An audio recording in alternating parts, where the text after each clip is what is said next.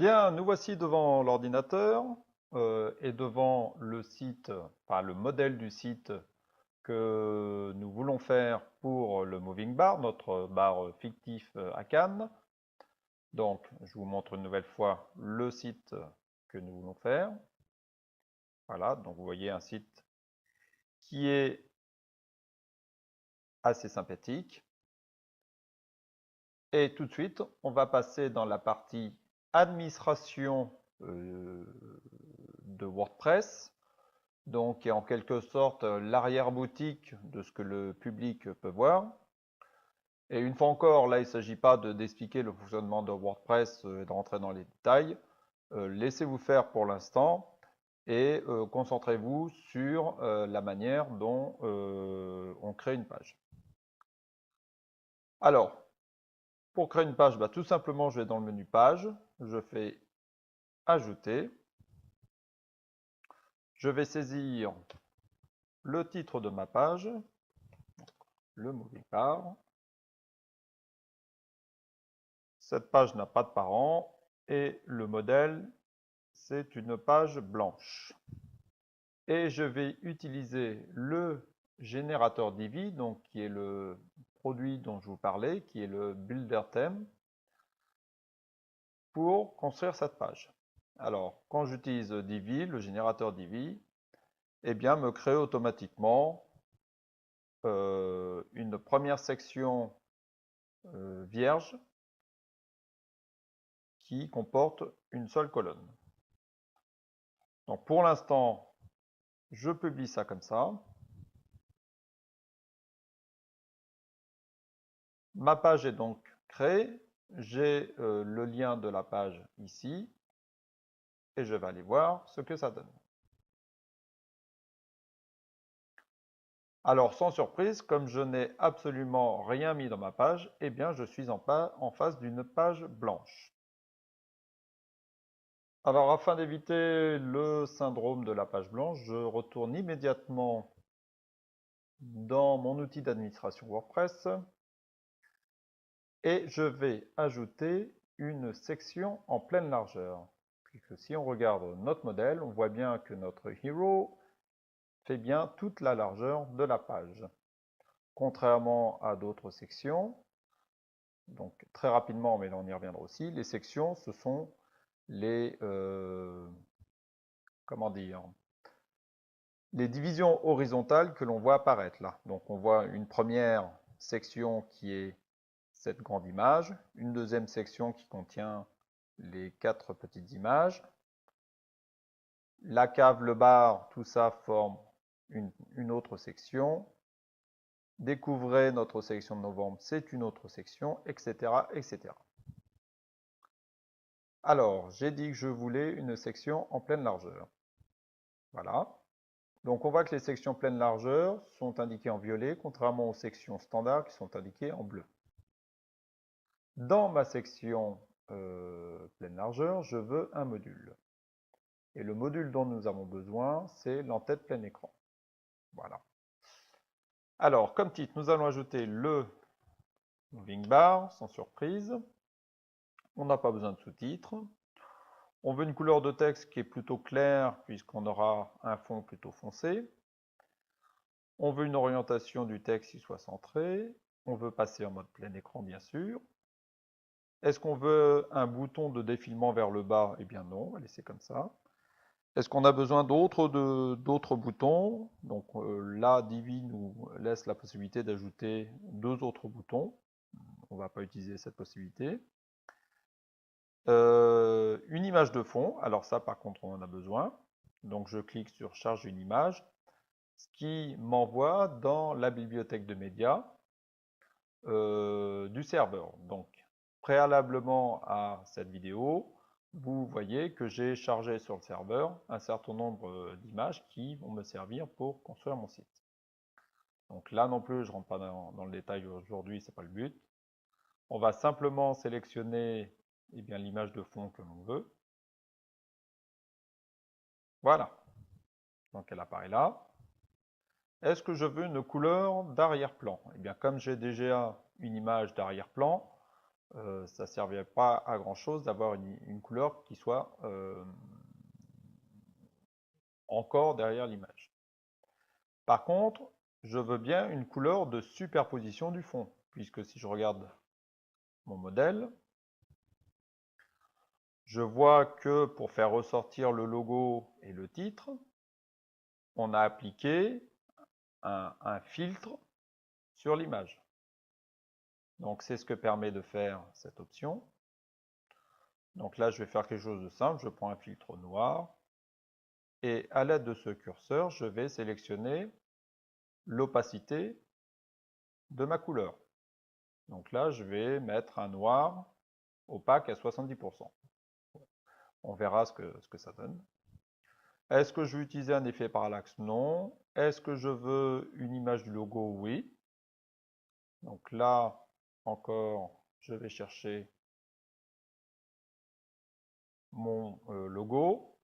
Donc le logo, c'est simplement une image que j'ai faite dans GIMP. Donc GIMP, c'est un équivalent gratuit de Photoshop.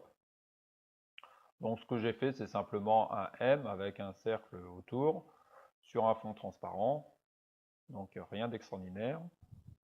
Mais ça suffira pour l'instant. Alors l'image du logo de remplacement de texte. Donc parfois les tractions sont un petit peu tirées par les cheveux.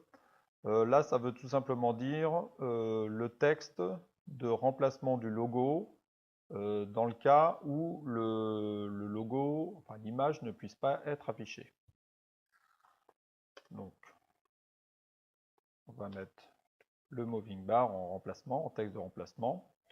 Alors, ce texte a une certaine importance puisque quand les moteurs de recherche, et ça on le verra lorsqu'on abordera le référencement d'un site, lorsque les moteurs de recherche viennent regarder un site, comme ils ne sont pas encore assez intelligents pour comprendre ce que représentent les images, eh bien, ils se basent sur les textes de remplacement pour essayer de comprendre ce que représente l'image.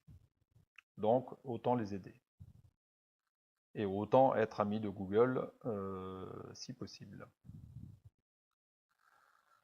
Alors, logo titre, on n'a pas besoin. L'aliment du texte, ça va bien. L'URL de l'image de l'entête, non, on n'en a pas besoin. Ça, on laisse comme ça. Je sauvegarde. Je mets à jour. Et je regarde ce que ça donne. Bien, c'est pas mal. Deux petites choses à corriger. Là, on a une bande blanche. Et puis là, on a le moving bar qui n'est pas très sexy. On va essayer de trouver une police de caractère qui soit un petit peu plus sexy que ça. Alors pourquoi diable on a une bande blanche en haut? Eh bien c'est tout simplement que nous n'avons pas enlevé notre section standard qui avait été ajoutée par défaut. Donc pour enlever une section, eh bien c'est très simple, on appuie sur les petites croix. Voilà, la section est partie. Donc si je mets à jour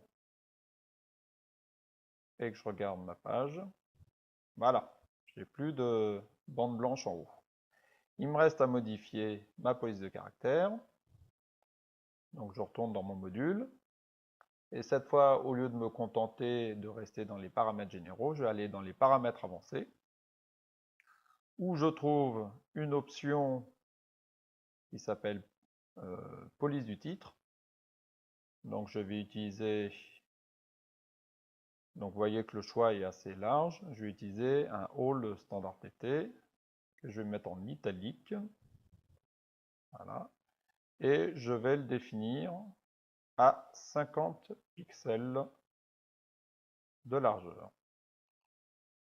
Vous voyez là, il y a un petit œil qui permet, quand on fait des modifications, de les voir immédiatement sans avoir à retourner dans la page finale, la rafraîchir pour voir le résultat de notre travail. Donc c'est assez utile. Donc là, ça a l'air très bien. Je sauvegarde. J'oublie pas de mettre à jour ma page.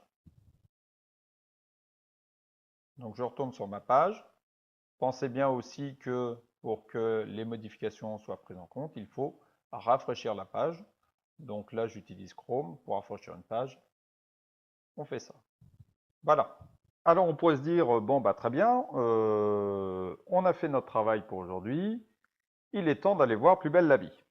Bon bah pas de chance, je vais vous bassiner avec un truc qui est vérifier systématiquement que votre travail fonctionne sur mobile.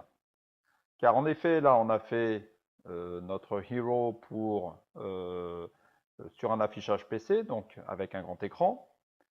Qu'est-ce qui dit que ça fonctionne bien sur mobile? Alors, pour vérifier quelle tête ça a sur un mobile, on fait clic droit, inspecter, tout au moins sur Chrome. Sur les autres navigateurs, il y a un menu équivalent. Donc là, on ne va pas rentrer dans le détail, il y a le code HTML de votre page, il y a le CSS de la page, et puis des messages envoyés par le navigateur. Ne vous inquiétez pas de ça pour l'instant. Ce qu'on va utiliser, c'est cette petite icône qui permet de passer en affichage mobile.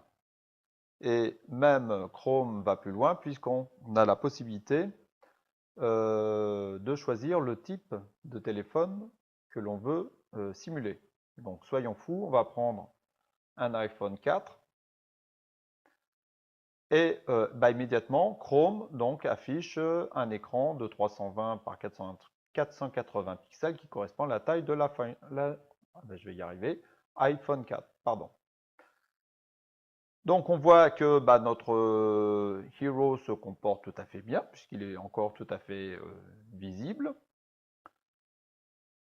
Et pourquoi il se comporte bien? Eh bien tout simplement parce que Divi produit des sites qu'on appelle responsive. Alors qu'est-ce qu'un site responsive? Eh bien tout simplement, c'est la faculté d'un site à se redimensionner en fonction de la taille de l'écran qu'on lui impose. Donc vous voyez là, mon logo change de taille au fur et à mesure où l'écran change de taille. Et même le titre vient à la ligne lorsque la taille de l'écran n'est plus suffisante. Voilà, alors ça, c'est également une raison pour laquelle j'apprécie particulièrement Divi, c'est cette faculté à faire des sites responsives. Et quand on sait que maintenant plus de 50% du trafic Internet passe par le mobile, évidemment, vous ne voulez pas rater cette audience, et évidemment, il vous faut un site responsive. Donc, on pourrait même aller plus loin sur cet aspect-là, puisque Divi nous permet de spécifier un certain nombre de caractéristiques selon la taille de l'écran. Donc vous le voyez, sur certaines caractéristiques, en particulier sur la taille des polices, vous allez voir une petite icône comme ça qui permet d'afficher 3 onglets, donc bureau qui correspond à PC, tablette et smartphone. Donc là, si je voulais que sur le bureau, on a défini que ça devait faire 50 pixels, mais on pourrait dire, bon bah sur un smartphone, il faudrait que ça soit un peu plus petit, donc on va passer à 30 pixels. Voilà. Petit outil de visualisation pour vérifier notre travail. Donc on a toujours nos 50 pixels puisque là, on est en affichage PC. Affichage tablette, on n'a pas modifié, donc on reste à 50 pixels de large. Mais si on passe en mode smartphone, on voit bien que notre taille a été réduite à 30 pixels. Donc ça me convient bien. Je sauvegarde, je mets à jour.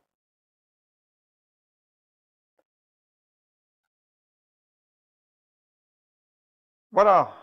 Eh bien, nous avons terminé notre travail cette fois pour de vrai sur le hero. Il va être temps de passer à la deuxième partie, à la deuxième section. Donc, ces 4 images placées horizontalement. Donc je vous propose, puisqu'on est en train de parler de barres, d'aller boire un coup et on se retrouve dans la vidéo suivante.